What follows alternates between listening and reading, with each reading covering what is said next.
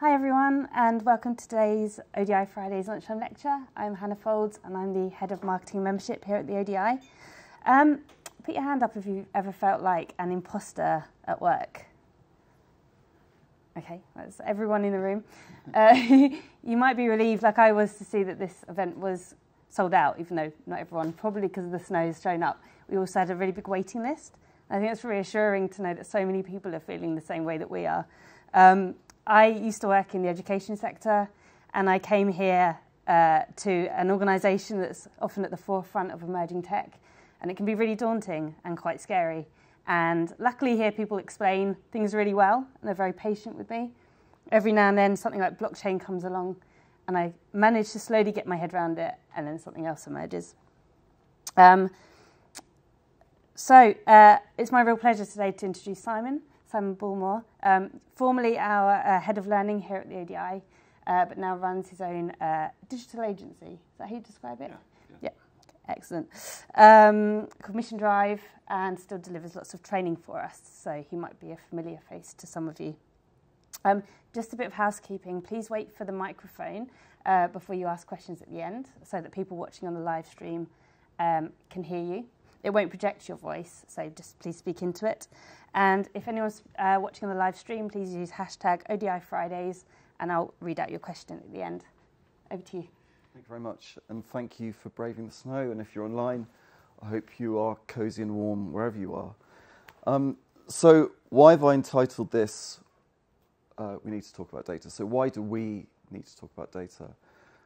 Well, as I'm sure as many of you are familiar, data is becoming a pervasive part of our work, of our society and our communities. It's becoming perhaps an important element of our infrastructure, or in fact it's probably become as an important element of our infrastructure as our more traditional infrastructures, so whether that's energy, gas, electricity or transport. It's part of our infrastructure, and we call it data infrastructure because data powers the apps that we use, the websites that we use, and new and exciting technologies like AI. But why do we need to talk about data? Well, if data and data infrastructure is going to become something that is useful for us all, we need a diverse group of people as possible contributing to the conversation. Organisations like the ODI are very good at introducing diversity into the conversation, but actually we need more of that. Why do we need more of that? Well, it'd be preferable for us to have a future where data is an infrastructure that is valuable and valued by everybody, and not in the way that perhaps oil. So data is often called the new oil. Data is the new oil, and I kind of like and loathe that analogy. I like it because it helps people understand it. People start to see data as a resource, but clearly it's a different sort of resource. If we don't have a diversity of dialogue, a diverse group of people involved, then data does become the new oil. This is the kind of future that we see, so that data is an asset that's used for its monetary value by a privileged group of people and creating an impact regardless of the impact that it has on communities and different sorts of people. So I'm very much in favour of having more people and a more diverse group of people, so people beyond the cosy boundaries of the ODI, beyond the tech area of Tech City, where we are here in London, and beyond the tech sector itself. So why do I believe, anyway, why are not more people involved in this conversation? Why do people find it hard to contribute to it? And in fact, not just contribute to the conversation, but lead more work with data in their communities, in their organisations, in their companies, in politics, wherever they might be. There are two things, there are probably quite a range of factors, but I'm going to focus on two today, and two that are sort of close to my heart and close to my area of interest. So one is data skills and data literacy.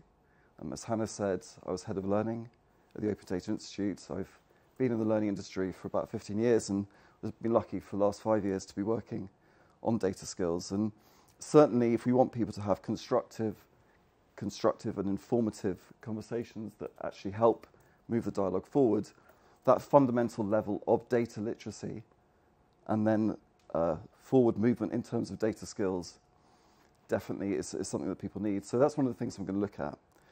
But perhaps the thing that's sort of closer to my heart and that challenges me most, and that Hannah talked about at the beginning, was the sense of imposter syndrome. So it's something that everyone who was in the room earlier put their hands up and said they felt. Imposter syndrome, I'm going to talk about in terms of what it actually means, but imposter syndrome puts in place a sort of an element of fear that actually stops people from getting involved in the conversation. So we're going to look at those two blockers. Now, why are those issues in data? Well, as I said, without a degree of data literacy, it's very difficult for people to get involved in the conversation, to lead, to contribute. But perhaps the more pernicious area is this sense of imposter. So imposter syndrome isn't a new thing. It's been around for a long time. If you feel that you suffer from imposter syndrome, you're in very good company, not just my company, which is probably not good company, but people from Albert Einstein to Meryl Streep to one of my favourite poets, Angela Mayo, they've all suffered from imposter syndrome. It was diagnosed or described as a condition in the 70s, but I think it's perhaps more recently that people have had the courage to step up. So imposter syndrome is that sense that you don't deserve to be where you are. And so talking about it now, I feel this very intense sense of it. Like, how can I talk to you about data when I still feel that I'm an imposter talking about data? And in fact, I had this weird sensation when I was coming on the train this morning of going, how can I talk about imposter syndrome? I don't really have it. So I was having imposter syndrome about my imposter syndrome. So that's very weird. But anyway, imposter syndrome is this sense that you're not an expert, that you don't belong in a group of experts, that you don't have anything to contribute, that you can't talk knowledgeably. It's a very pernicious sort of self-negative assessment. It's very often connected to your opinion of yourself, and it has very negative outputs. So stress, I don't know if you've ever had that feeling of like knowing that you've got a talk coming up, let's say on a Friday at the ODI, and that you can't sleep for days on end. And it becomes this sort of self-fulfilling prophecy, right? You get tired, you can't talk about it, you get very anxious, and I'm feeling that anxiety now. But as you think about it, it's something that you have to then start to accept. The issue with imposter syndrome is that people then don't put themselves forward. And so if we think that we want a diverse conversation around data and we want to do more with data, if more people from a more diverse set of backgrounds don't contribute, then we're losing something. And the challenge with imposter syndrome particularly is that it affects disproportionately women. So 70% of people who self-diagnose or are diagnosed with imposter syndrome are women. It affects people from minority backgrounds disproportionately. Curiously, it affects people more in England than it does in America, supposedly. So it says a lot about your cultural backgrounds. Now, I'm not saying these are the only blockers to people getting involved in the data dialogue, but certainly these two things are stopping a more diverse group of people getting involved in it. How do I know that this is an issue in data? I know that from my own personal experience. I'm a person working in data, but also know from speaking to colleagues, both openly and privately. About 3 months ago, I had the privilege to speak at a data literacy conference over in France. I had my normal terrible panic the night before, and I came to a moment of clarity where I felt actually I needed to address this and I needed to address it openly. And so in my talk about data literacy, I talked about my imposter syndrome, about how I didn't feel able to speak to people about data skills, despite having worked at the ODI, despite having a background of 15 years, and despite having effectively delivered work. And coming off that stage, 3 of the people who are my panellists and who are speakers came up to me and said, yes, this is what I feel as well. And that's one of the reasons why I was really happy to have the opportunity to deliver the talk today. So one of the things that I'm going to talk about, we're going to talk about different ways that we can address data literacy and help use that to maybe address our imposter syndrome. Or if you don't suffer from that yourself, you know someone that does, maybe these are things that can help. I should point out that I'm, by training, a business psychologist. I'm not a psychologist. I'm just a psychologist that's taken the dirty money of commerce and tried to do something different. So if you suffer from imposter syndrome and that is having a stressful impact, I would suggest that there are other things. You shouldn't be listening to me, you should be listening to other experts, but I'll talk a bit about that towards the end. So this is not advice about psychology, this is advice about how in the data domain we can help ourselves, but we can help other people as well. And I think lots of people are worried about data and data skills. And so I've spoken to lots of leaders who perhaps don't suffer imposter syndrome, but when it comes to data, they kind of suffer from a sense of imposter syndrome because they know that everyone's doing it, but they don't, and they think they should be doing it, but they don't know how to get started. So we're going to look at this dual-headed monster, data literacy and imposter syndrome. And I'm going to address data literacy first. That's okay. Take a seat. And I'm going to think about 5 things that we can do and we can do for other people. So here are my 5 things, and these are 5 things that I found useful. They're not the only things. They're not the only ways of addressing your imposter syndrome. But these, from talking to other people and from my own particular work, I've found that these are particularly helpful.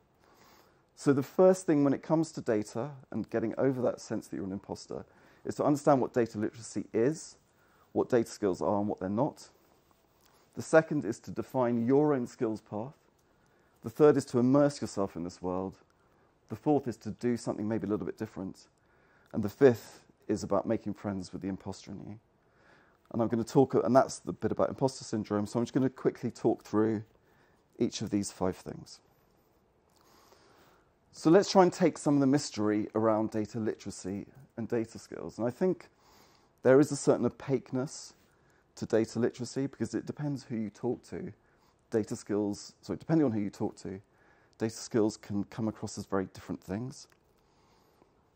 I like, and partly because I helped write it, I like the Open Data Institute's definition of data literacy, and I'll let you read that. And if you can't read that online, the Open Data Institute has defined data literacy as the ability to understand data, how you can interact with it, and what impact it can have. Now, I think there's something very powerful and something simple in that, and particularly if you are coming at this from the perspective of, I'm an imposter, I don't deserve to be here, someone's going to come along and unmask me and throw me out the building. Because this makes it very context specific, and it makes it about you. It's all about how you understand data, how you interact with it, and the impact it can have.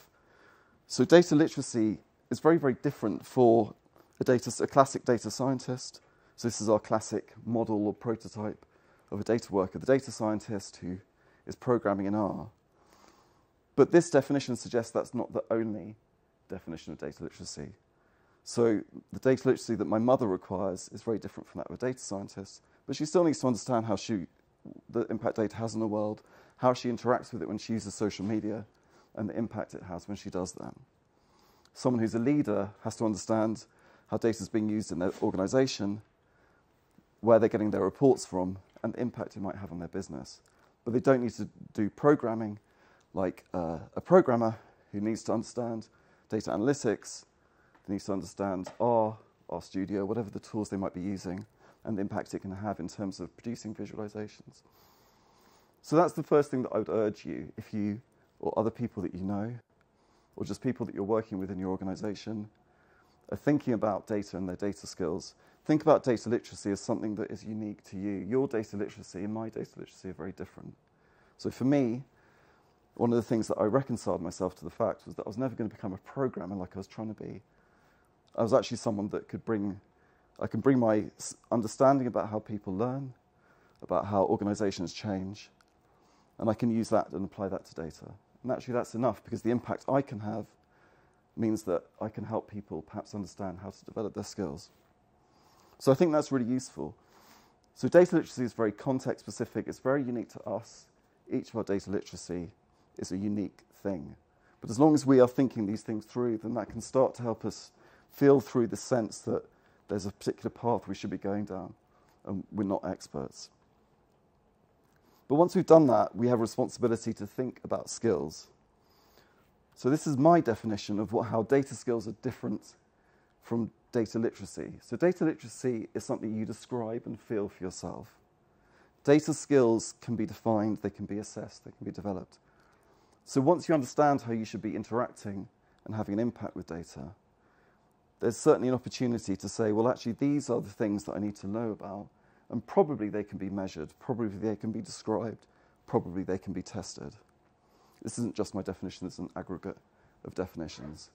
So we can think of something like data skills as much, much, much more granular than that broader definition of what data literacy is.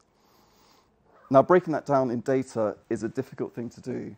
And so a few years back at the Open Data Institute, we produced the data skills framework.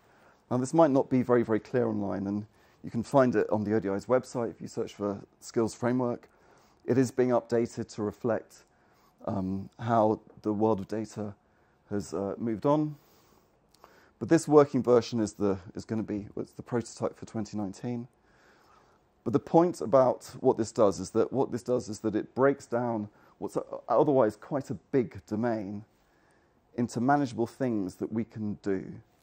So this describes perhaps the entirety of data skills in terms of what an organization would need to cover and would need to consider if it's going to get value from data, and making value from data is making data intelligent so we can make better decisions, we can create change, and we can create action.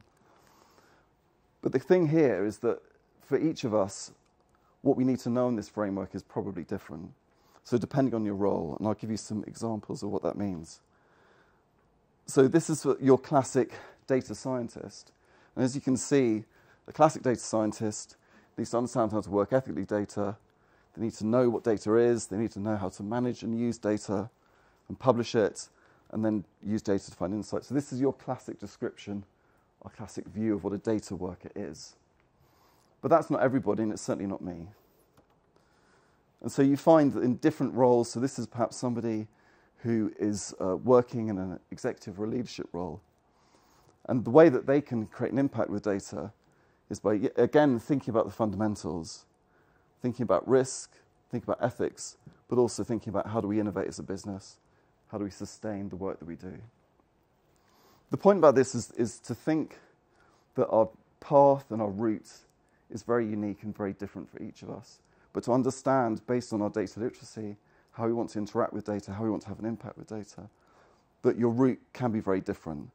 And once you perhaps think about this, and thinking again about our own sense of imposter syndrome, once this has helped me personally, because it made me realize that actually, again, you can build towards an impact without having to be a fully fledged data scientist. So I think it's a really useful tool. It's a tool that we use in the work that I do with the ODI.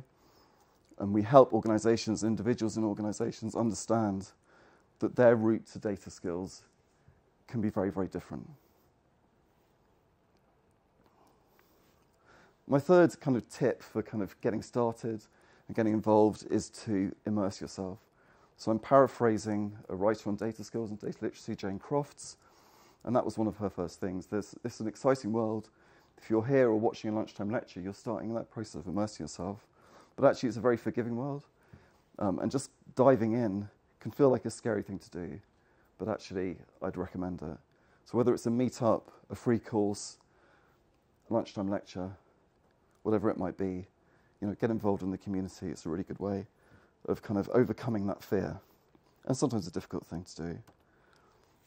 My fourth idea is actually to do things differently, to do something different.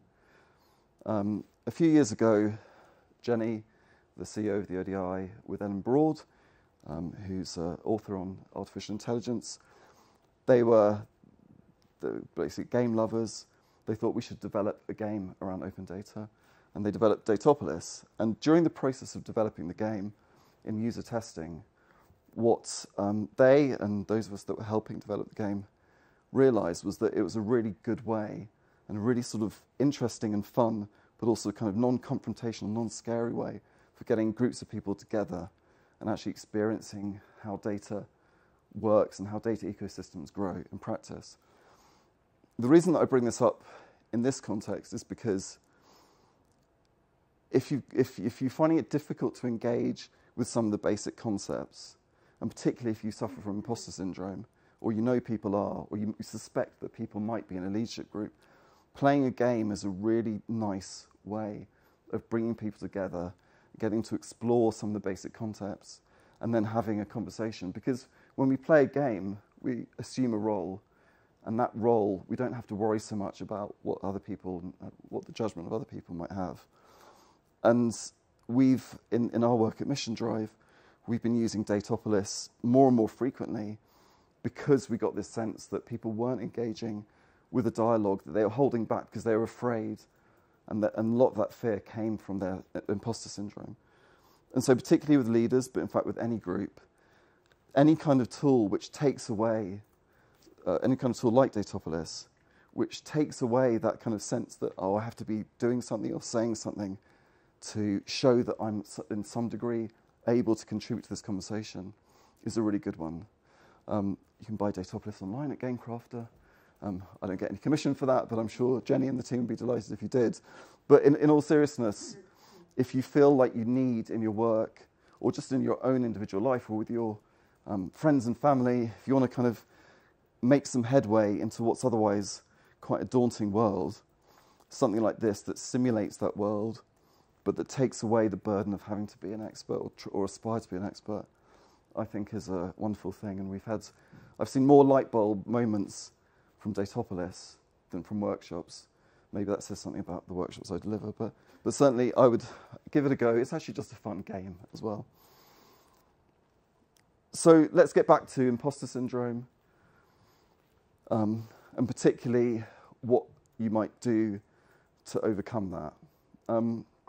Again, I don't want to give advice or the wrong sort of medical psychology advice. So if you are feeling that your imposter syndrome is putting you under stress, if you do feel that it's holding you back and it's having other impacts, and it might be connected to perhaps your own self-esteem or stress that you're under work, then talk to someone, or maybe even think about help that you might be able to get out there.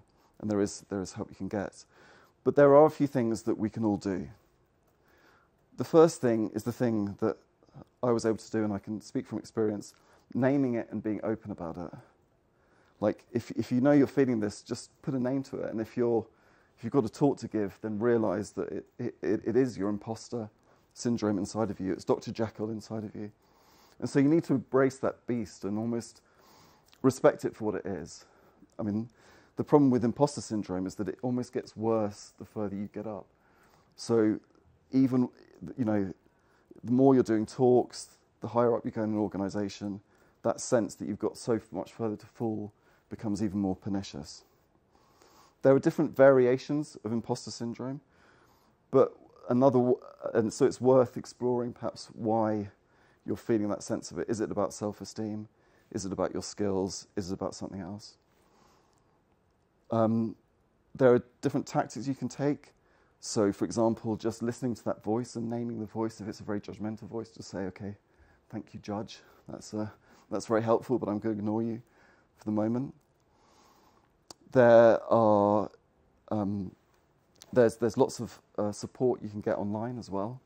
So there's some really good blogs out there. There was a great article in The Guardian a few years ago about imposter syndrome. So it's worth just searching and checking out what it is. And I think just if you are able to talk about it, just recognizing the fact and recognizing that you're in good company, and also recognizing that it's not something weird, and it's actually part of our evolution as humans, is to worry and to be concerned, but then to try and move forward from there.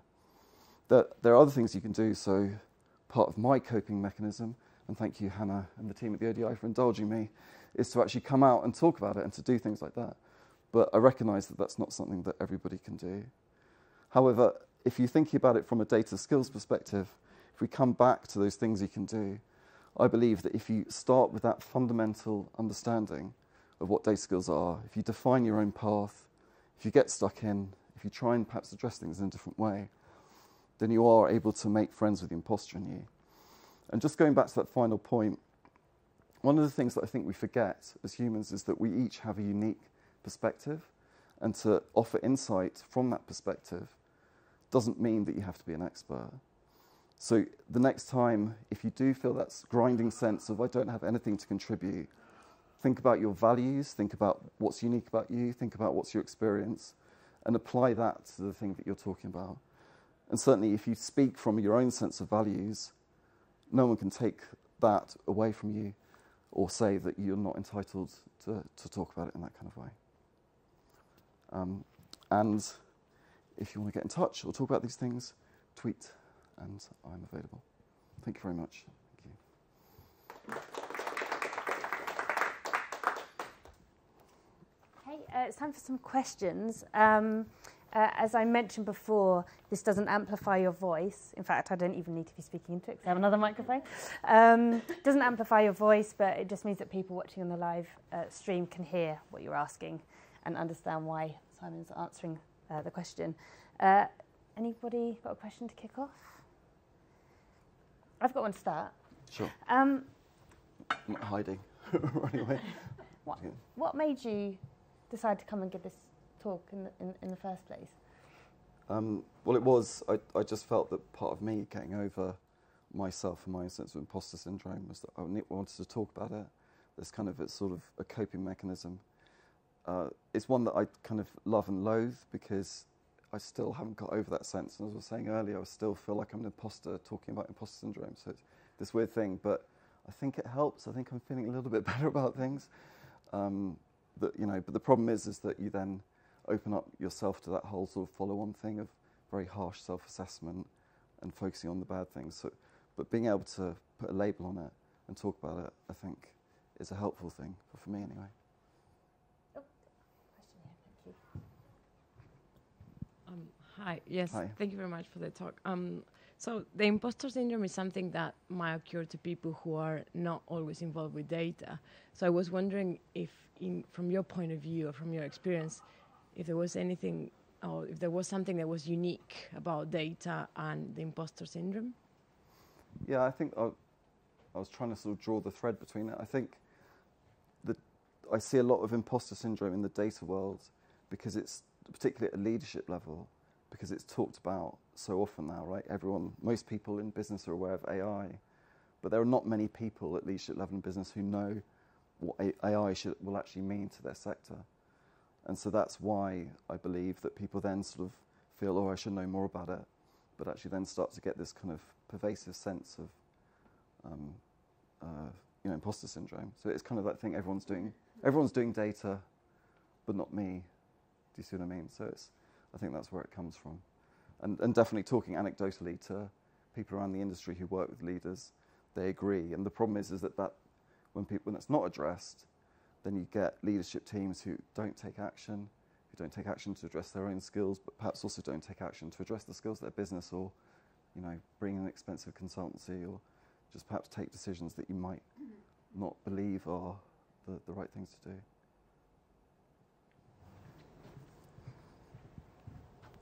Thank you.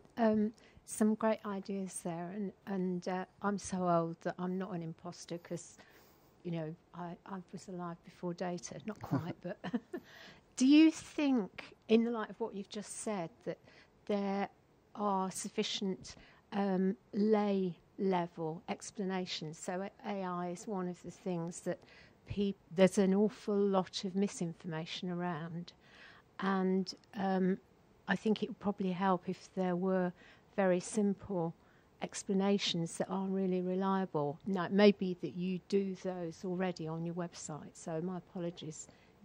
But I think the learning thing and the immersion is so important. Yeah. And I wondered if there are organisations or courses or whatever that you can recommend that are not too high level. I've been trying to find stuff, and they start at the wrong level. I think, so yes, I totally agree with you. There's definitely more that we can do to help people overcome that fundamental data literacy. But the problem is that there's no common agreement of what that means. There are lots of different people addressing this area, but they'll take their own perspective. So my view is that it's something that helps people engage in discussions about how we can make ethical use of our data infrastructure. But for other organisations, they might just think about it as a particular thing. So I guess what I'm saying is that we perhaps need to have a consensus about that. But also, I think there's definitely a gap of assuming that everyone knows what AI is. But there are people who are starting to think about, well, how do we address this? Partly because if we don't address this, then we start leaving people behind. I think that's starting already. And typically, and I think one of the things we're seeing is that, again, it's, underprivileged people from sort of different backgrounds who are going to be disproportionately left behind. Hi, thank you. Really, really good talk. Yeah, took a lot from that. Particularly your, the ODI open sort of the different roles thing. Because I work in data, but I always tell people that I'm not a data person. So actually seeing that was very helpful to think, I'm doing all these data things, but it's not programming. Good. And you talked about how you kind of define your own career through that, and you choose your own blocks almost from that. Would it be good to have sort of properly defined data roles that aren't programming? Because I kind of struggle to say like what I actually do. I sort of do a bit of data ethics and a bit of data management, or is there anybody that you know of that's kind of defining those roles to say, yeah, this is a recognised role that people would recognise? Yeah, that's a really good point, actually. And so certainly when we work with organisations to help them understand the roles that they currently have and how they map to the skills framework and perhaps what learning they need to do, then one of the first things that we do is we look at those roles and then we define what the different blocks might look like for that roles as well. That varies from organisation to organisation, so sometimes they have to adjust the framework, and again, that's a bit of work that we often do with businesses, which is to say, how can we make the framework look like your world? Is it just adding some new stuff in? Is it changing words? And part of that is defining by role or by intent of role. So if it's about innovation, what does that pathway look like? Does that answer your question? I kind of got lost halfway through, yeah. Any other questions? I've got another one. So obviously you've got the different sort of levels of people working with data or affected or having impacts. Your mum being at one level, yeah. Although she could be a data scientist, I don't know. Yeah, she could be. From the story that she's not. But then you have people who are working as chief technical officers or really high up. And it's brought to mind here at the ODI, someone a couple of years ago mentions blockchain. Everyone nods, goes, oh yeah, blockchain, until someone goes, what is blockchain? And everyone goes, yeah. Good question, what's blockchain? And you can go quite far down the line where people are kind of discussing this thing they don't even understand the fundamental elements of. And when you get into a certain role, I think there's a certain amount of assumption of you that you would know this stuff already. Yeah. So how would you advise that you kind of create the culture in an organisation to feel comfortable about asking those sorts of questions, no matter what your role is? I think that's really difficult because you need an openness in the culture that allows people to kind of experiment and learn openly. And organisations, there are certain businesses that are really able to do that, but it is a difficult thing, particularly in a sort of quite competitive culture that we live in, for businesses to say it's fine to not know. And I think it's almost the opposite. And that's where imposter syndrome often comes from, is that sense that, I need to know about this stuff. But to your point about kind of senior people, we've often found in the work that we do, both the work I do with the ODI and the work that we do in our agency, is that we have to address the very basics. And that often can come out either in the first conversation or perhaps further on. And so often we put together little glossaries and share them among leaders. What is data? When we say value from data, what do we mean? So actually defining all these things. If you don't do that, then people just get left behind. And actually, so if you can find a sort of non-threatening way of helping people explore these fundamental concepts, that's really good. And actually, that's why Datapolis is a great thing, because in setting up the game and then running the game and then talking about the game, we talk about very fundamental concepts. What is data? What do we mean by data infrastructure? How does data infrastructure deliver value? Those sorts of things. So finding a way of doing that and accelerating through that is a really good thing to do. How you do that depends, I think, because sometimes in some cultures it's very difficult, and turning a closed, competitive culture to an open, supportive culture isn't something you can do overnight. Any more questions before we finish up? Just before I thank Simon, we have a lunchtime lecture next week as well. Will the financial system ever be open? Or can it ever be open? It's another sold out event, so please watch on the live stream if you can't make it, you haven't got tickets already. And please join me to thank Simon again for today's talk. Thank you.